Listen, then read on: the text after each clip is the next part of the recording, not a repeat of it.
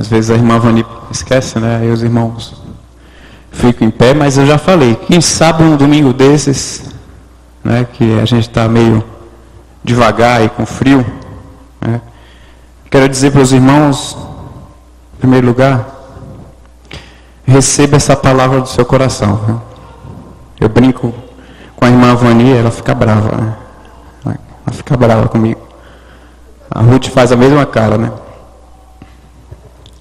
Mas eu falo que ela é a matriarca aqui da igreja, né?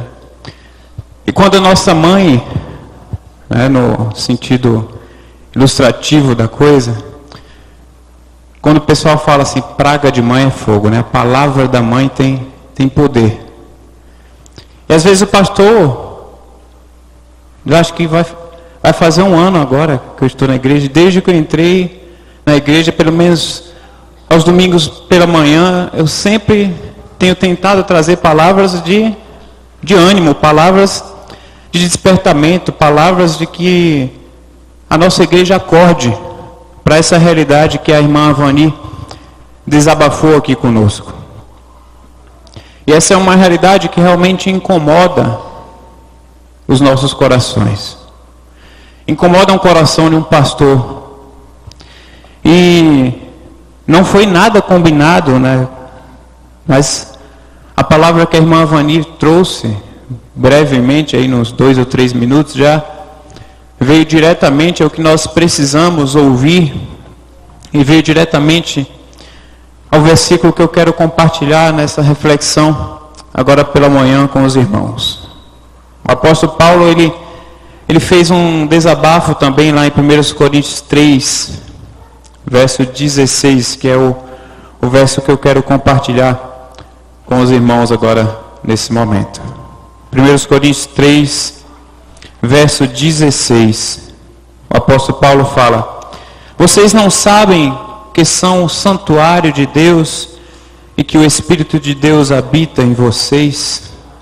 Vocês não sabem que são o santuário de Deus e que o Espírito de Deus habita em vocês? Oremos. Deus e Pai amado, em nome de Jesus, Senhor, fala aos nossos corações nesta manhã, ó Deus. Que o Teu Santo Espírito incomode os nossos corações, Senhor. Que nós possamos ter ânimo, ter vontade para Te servir, para trabalhar para a Tua causa, Senhor. Que nada e ninguém venha impedir o agir do Teu Espírito. Em nome de Jesus, é isso que eu Te peço. Amém. Aqui nesse versículo, o apóstolo Paulo, na sua primeira carta aos Coríntios, ele começa fazendo um desabafo da realidade que aquela igreja em Coríntios vivia. Aquela igreja vivia vários problemas de divisões entre os relacionamentos dos membros da igreja, problemas de imoralidade sexual. Tinha irmão que vivia com a sua madrasta, está relatado lá no capítulo 5. Tinha diversos problemas que hoje em dia não são diferentes dos problemas que nós vivemos e muitas vezes ainda inseridos nas nossas igrejas. Talvez por isso que às vezes a gente vê quando uma realidade que nos incomoda dos bancos vazios.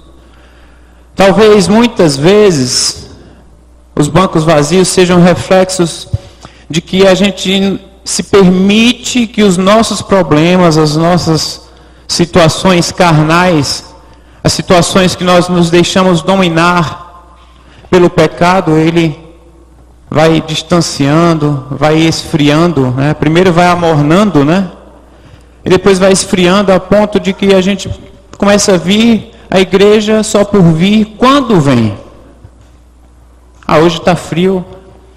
É mais cômodo e mais prazeroso para mim ficar embaixo do edredom do que a gente vir à casa do Senhor. A gente compartilhar as bênçãos uns com os outros. Nós temos a oportunidade e o privilégio de um relacionamento íntimo com os nossos irmãos. em um relacionamento íntimo e pessoal e muito mais forte ainda com o nosso Deus. A gente se deixa dominar por aquelas situações que nós também vivemos nos dias de hoje, e a gente prefere viver essa situação morna para fria. Morna para fria. Lá nos evangelhos tem uma parábola, uma história, um relato, que Jesus, ele entra num determinado momento no templo, na casa do Senhor, e aquela casa ali, aquela instituição estava banalizada, estava ridicularizada, virou um comércio total, um mercado ambulante, parecia 25 de março em véspera de feriado.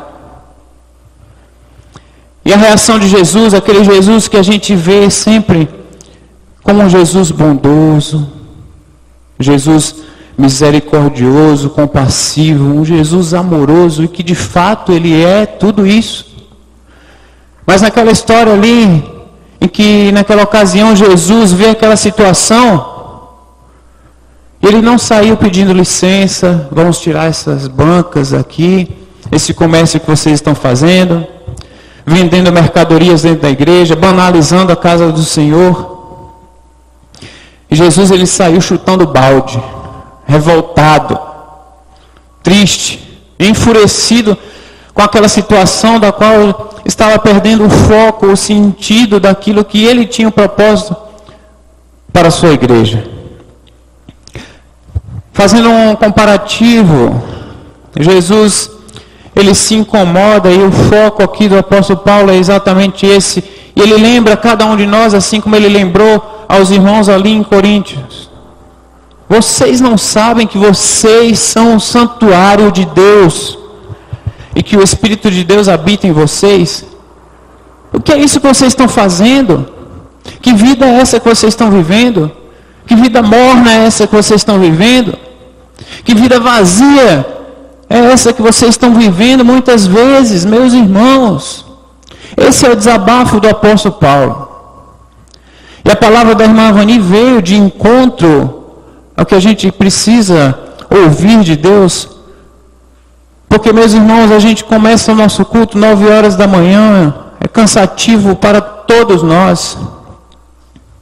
Todos nós temos as nossas correrias durante a semana, as nossas atividades durante a semana.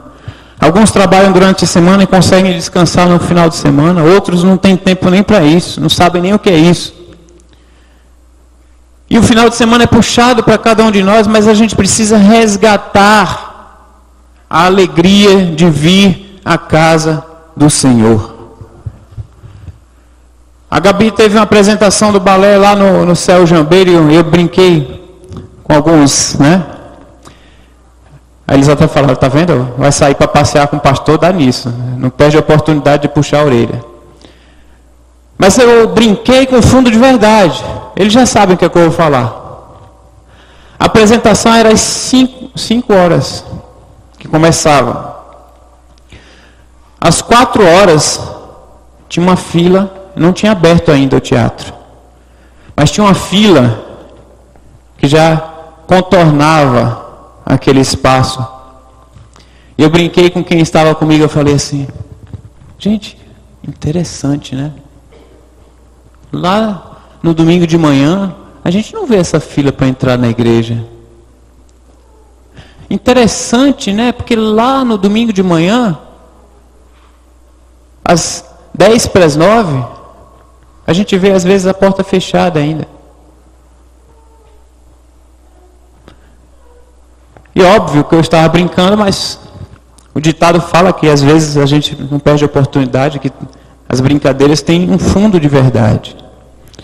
E essa palavra, esse incômodo, essa palavra de desafio, de saculejo, de despertamento espiritual, ela precisa vir para cada um de nós, e não é diferente para o pastor, não é diferente para a irmã Vani, que é líder, não é diferente para cada um dos irmãos que são líderes, não é diferente para os diáconos da igreja. É uma palavra que ela tem que vir de encontro, um despertamento que tem que vir de encontro a cada um de nós. Nós precisamos lembrar que nós somos o santuário de Deus e que o Espírito de Deus habita nas nossas vidas. E nós não podemos entender um lugar onde o Espírito Santo habita e ele não tem uma livre manifestação do seu agir, do seu poder, de tal ponto que a gente fica acomodado nos nossos lugares. E as palavras, às vezes, como palavras, digamos que eu vou usar entre aspas, mais duras, a gente sai e fala, não gostei muito hoje da mensagem, o pastor foi muito duro, né? Mas a gente precisa de palavras, lembrar de palavras como essa. E lá naquela situação que Jesus entrou no templo e ele saiu chutando o balde, destruindo, arrancando tudo que não prestava, tudo que estava tirando o foco daquilo que ele queria, fazendo uma analogia para o santuário que nós somos, nossas vidas. Deus também quer tirar de nós tudo aquilo que incomoda, tudo aquilo que atrapalha o mover do Espírito dele em prol do crescimento do seu reino. No nosso templo físico aqui, na IBM, JM, na Memorial, né, como a gente tem que abreviar, né? IBM, JM, até a sigla já fica grande, né? Tem que falar Memorial é mais rápido, né? Aqui na nossa Memorial, a gente tem um dia que vem uma pessoa fazer uma limpeza, ela dá o seu melhor. Aí vem o vento, vem a natureza, passa a sujeira por baixo da porta. E quem abre, sejam os diáconos, algum irmão que tem a chave, ou o próprio pastor, quando abre a igreja, que a gente abre, e se a gente não souber do dia que a pessoa veio limpar, a gente fala, a pessoa não limpou essa igreja, né? Está suja. Porque a poeira, em qualquer brecha, ela passa, e o vento vem e vai consumindo. E às vezes nas nossas vidas, trazendo para a realidade dos nossos lares, as mulheres bem mais sabem o que é isso, né? Tem o dia que pegam e fazem aquela limpeza. Algumas, talvez no início do casamento, limpam tão bem que vai lá passar o bombril no piso, né? A Salete me contou isso outro dia, eu falei, meu Deus, ela ficava ajoelhada, passando bombril no rejunte do piso da casa dela. De tão neura que tinha, né? Por limpeza. E a gente se preocupa com isso, isso é bom. Mas vem o dia que a gente pega e a gente começa na correria, na dificuldade, no cansaço da vida, no desânimo da vida. A gente começa a pegar as nossas realidades nos nossos lares. Aí tem aquele dia que você fala, estou cansado. Aproveitar esse tapete que está ali, né? Vou juntar a sujeirinha aqui, só hoje. Coloca embaixo do tapete a sujeira. E a sujeira fica lá e a aparência fica legal, fica bonita. Aí vem aquela pessoa que você convidou a primeira vez, né? Aí você arruma tudo dentro de casa. A pessoa não conhece a minha casa e tal. E depois vai acostumando e a gente nem... mas nem arrumar a casa. Deixa, a pessoa já é de casa mesmo. E na nossa vida espiritual, no nosso relacionamento com Deus, na limpeza das nossas vidas, aquilo que incomodava o pastor Paulo, o apóstolo Paulo como pastor, que tinha sido ali da igreja de Coríntios, aquilo que incomodava a Deus, aquilo que incomoda a Deus ainda nos dias de hoje, quando nós, no início do nosso relacionamento com Deus, no início da nossa vida cristã, a gente se preocupa e a gente se incomoda e a gente se angustia e a gente quer fazer constantemente essa limpeza espiritual, porque nós sabemos que Deus se incomoda com isso e a gente tem uma cobrança muito pesada, porque isso nos incomoda e a gente sabe que Deus quer que nós façamos essa limpeza constantemente. Mas aí, diante do cansaço, diante da correria, diante da mesmice, diante do esfriamento espiritual, nós permitimos que aquelas poeiras da vida vão para debaixo do nosso tapete. E aquelas poeiras da vida vão inundando as nossas vidas, o nosso dia a dia, o nosso viver. E quando a gente menos percebe, através do convívio com o cheiro da poeira, o cheiro da sujeira, o cheiro do mofo, a gente adquire uma rinite espiritual. A Mileide está ali atacada com a rinite. Quem tem rinite sabe. Vê poeira de longe, vê cheiro de mofo de longe, se vê na televisão é capaz de começar a espirrar. E às vezes a gente adquire uma rinite espiritual, porque as poeiras, os mofos, as sujeiras que a gente permite nas nossas vidas, fique dentro do nosso templo espiritual, nosso corpo, nossas mentes. E a gente vai permitindo com que isso atrapalhe o nosso foco, a nossa visão, o nosso relacionamento com aquilo que Deus quer para as nossas vidas. Nós precisamos chegar um dia que nós devemos fazer a limpeza do nosso templo, a limpeza do nosso santuário, a limpeza das nossas vidas, porque isso incomoda, como incomodou o apóstolo Paulo, incomoda mais ainda ao nosso Deus.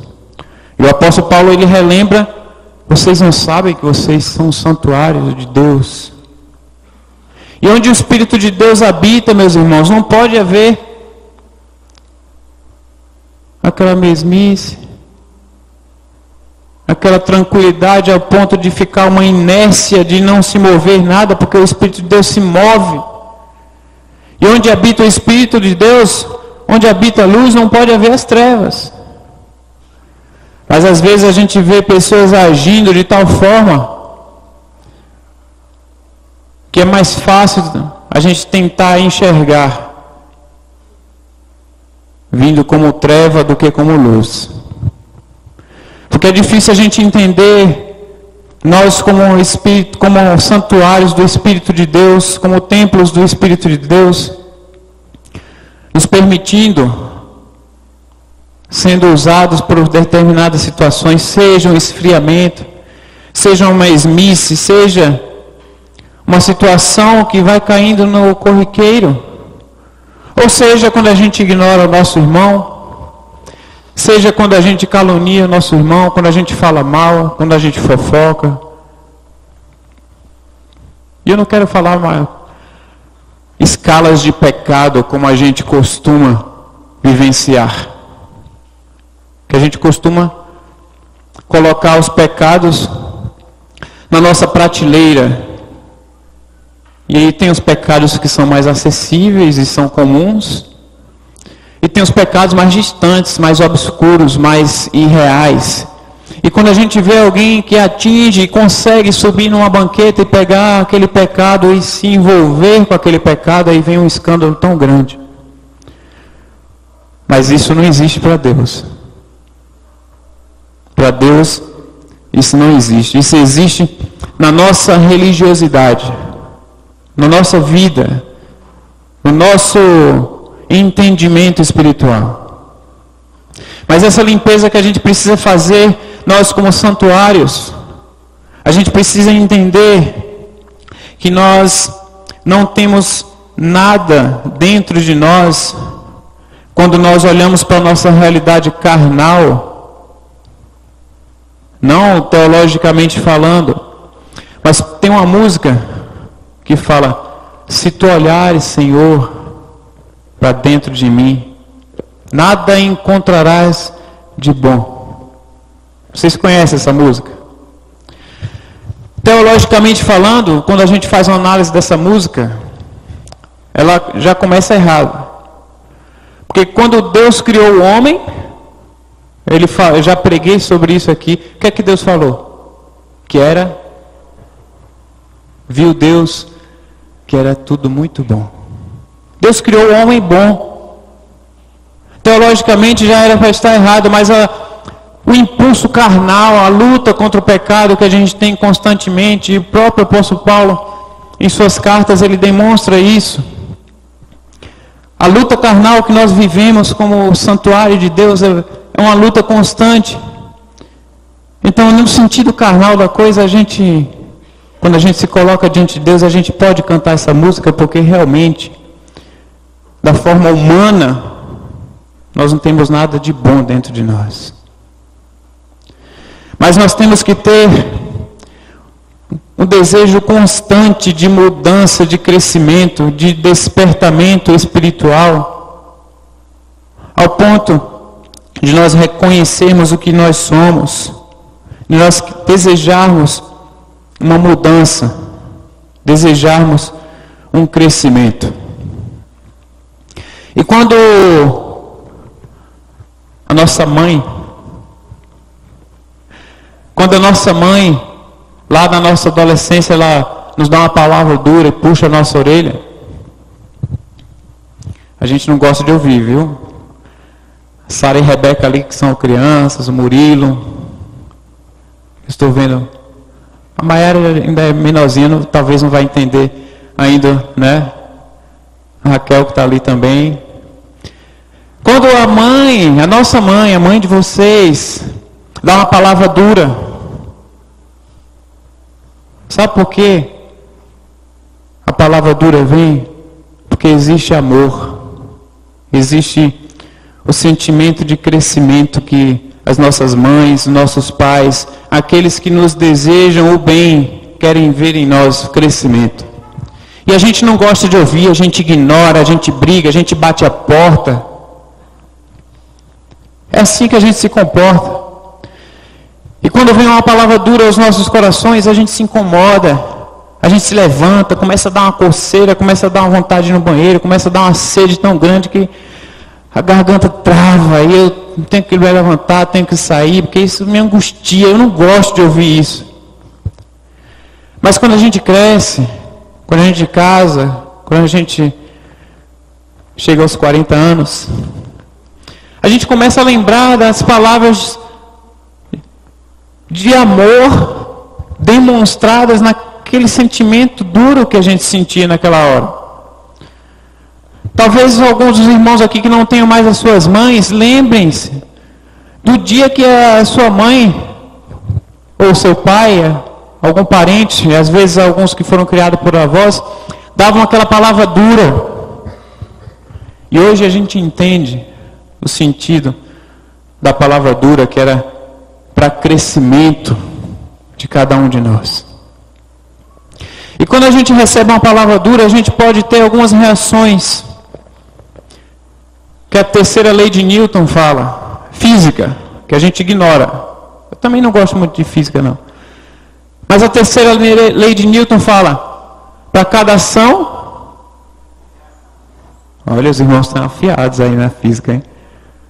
Toda ação existe uma reação. E diante da ação de Deus nas nossas vidas, diante da palavra que Deus traz através de nós para os irmãos, e eu costumo falar, e isso é uma palavra verdadeira, ele vem em primeiro lugar para a gente, existem algumas reações. A primeira delas, a gente pode sair daqui exatamente como a gente entrou, ou talvez até pior, né? Depende das nossas escolhas. E a outra reação que a gente pode ter é falar, essa palavra, ela veio de encontro ao meu coração e eu quero mudar. Eu estou vivendo assim. Há muitos anos a nossa igreja, a nossa comunidade está vivendo assim. E o pastor, seja o pastor Davi, seja o pastor que estiver aqui à frente da igreja, se não tiver a participação dos irmãos, só vou ser mais um na história da Memorial. Porque se a gente não receber essa palavra como um despertamento espiritual, a gente vai continuar numa mesmice. E lá no Salmo 51, O salmo que Davi escreveu depois que o profeta Natan foi lá, falou: ô camarada, tem uma história para contar para você. Tem um camarada assim e tal que aprontou e desejou e a mulher de outro. Esse cara aí não vale R$1. Manda matar esse cara aí. Eu sou o rei, eu posso mandar fazer isso. E Natan contou uma historinha bonitinha lá para Davi. Aí ele falou: só tem um problema. Ao contrário do que Roberto Carlos falou, né? Esse cara é você. Aí ele deve ter falado: esse cara sou eu, né? Mas ele reconheceu que ele era essa pessoa que Natan estava ilustrando. Ele reconheceu que ele tinha caído em pecado. Ele reconheceu que ele precisava de mudança. Ele reconheceu e ele escreveu esse Salmo 51 exatamente depois que ele recebeu esse despertamento espiritual na vida dele através do profeta Natan. E o início do Salmo fala: tem misericórdia de mim, ó Deus, por teu amor, por tua grande compaixão. Apaga as minhas transgressões, lava-me de toda a minha culpa e purifica-me do meu pecado. Pois eu mesmo reconheço as minhas transgressões e o meu pecado sempre me persegue. Contra ti, só contra ti pequei e fiz o que tu reprovas, de modo que justa é a tua sentença e tens razão em condenar-me. Sei que sou pecador desde que nasci, sim, desde que me concebeu a minha mãe. Sei que desejas a verdade no íntimo e no coração me ensinas a sabedoria. Purifica-me com esopo e ficarei puro. Lava-me, e mais branco do que a neve serei. Faz-me ouvir de novo júbilo e alegria, e os ossos que esmagaste exultarão. Esconde o rosto dos meus pecados e apaga todas as minhas iniquidades. E aí vem o verso 10, que eu acho um verso lindo. Ele fala: cria em mim um coração puro, ó Deus, e renova dentro de mim um espírito estável. Não me expulses da tua presença, nem tires de mim o teu Santo Espírito. Devolve-me a alegria da tua salvação e sustenta-me com um espírito pronto a obedecer. Então ensinarei os teus caminhos aos transgressores, para que os pecadores se voltem para ti. Livra-me da culpa dos crimes de sangue, ó Deus, Deus da minha salvação, e a minha língua aclamará a tua justiça. Ó Senhor, dá palavras aos meus lábios, e a minha boca anunciará o teu louvor. Não te deleites em sacrifícios, não te agradas em holocaustos, senão eu os traria. Os sacrifícios que agradam a Deus são um espírito quebrantado, um coração quebrantado e contrito. Ó Deus, não desprezarás. Por tua bondade, faz a Sião prosperar, ergue os muros de Jerusalém. Então te agradarás dos sacrifícios sinceros, das ofertas queimadas e dos holocaustos, e novilhos serão oferecidos sobre o teu altar. Essa é a oração que Davi faz depois que ele desejou ter a vida dele purificada, a vida dele renovada diante de Deus. Essa é a palavra que Deus quer que nós façamos nas nossas vidas. Que nós lembremos que nós somos templo do Espírito Santo. Que tudo aquilo que incomoda a Deus, tudo aquilo que atrapalha, tudo aquilo que nos deixa em cima do muro, ele seja distanciado, seja limpado, seja jogado fora das nossas vidas, de tal modo que nós possamos ter de volta a alegria da salvação nas nossas vidas. Abaixa a sua cabeça nesse momento. Eu quero que você se coloque diante de Deus, que você pense na sua vida nesse momento.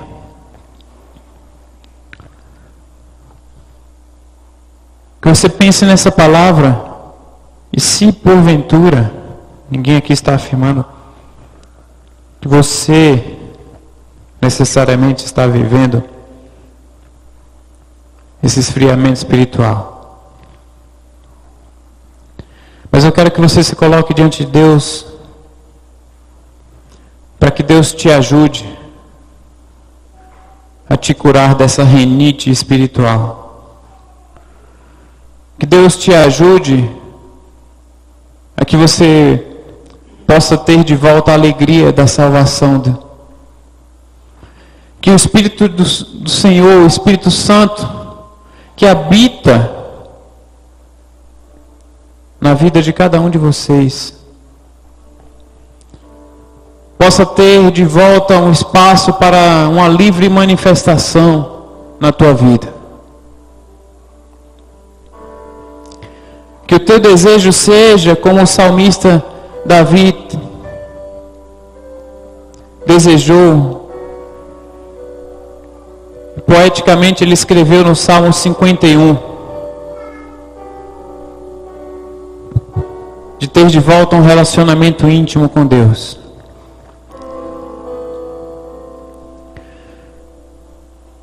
E o que eu quero que cada um de nós nesse momento nos coloquemos diante desse Deus, que é o mesmo Deus de Davi, mesmo Deus dos patriarcas, dos homens que estão na galeria da fé. É o mesmo Deus de cada um de nós hoje.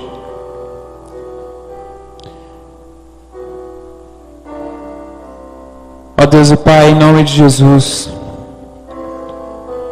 obrigado, Senhor, porque a Tua palavra é viva. Obrigado, Senhor, porque Tu falas aos nossos corações. Ó Pai amado, eu quero clamar a Ti nesse momento, para que o Teu Santo Espírito, Ele volte a se manifestar livremente, que Ele tenha espaço, ó Pai, que nós possamos dar o espaço necessário para que o Teu Santo Espírito que habita em nós, Ele possa se manifestar nas nossas vidas e através das nossas vidas, ó Deus. Deus e Pai, devolve a cada um de nós a alegria da Tua salvação, ó Pai. Cria, ó Pai, dentro de nós um espírito reto, um espírito estável. Cria, ó Pai, dentro de nós a vontade, resgata dentro de nós a vontade que nós tínhamos lá no dia da nossa conversão, lá no início da nossa caminhada contigo. Lá no início, quando a gente se incomodava em fazer uma limpeza constante, uma limpeza real, e não somente colocar a sujeira das nossas vidas embaixo do tapete, como se ninguém estivesse vendo, ilustrando uma capa de santidade, ilustrando um brilho, ilustrando uma limpeza de cada um de nós consegue enxergar nos outros uma vida exemplar, mas que Tu olhas para cada um de nós e Tu sabes que a sujeira está embaixo do tapete.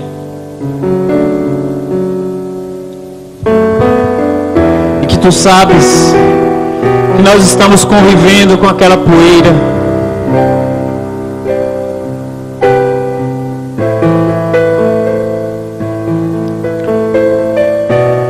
sabes que nós precisamos parar. Talvez começar de novo. Parar e fazer aquela limpeza real diante de Ti, com o coração quebrantado, um coração contrito, um coração sincero diante de Ti.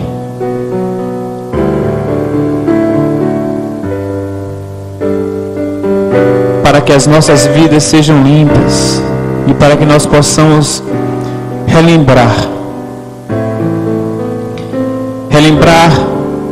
as palavras do apóstolo Paulo: nós somos templo do Espírito de Deus, e que o Teu Espírito se manifeste livremente nas nossas vidas, em nome de Jesus, amém. Deus abençoe cada um dos irmãos.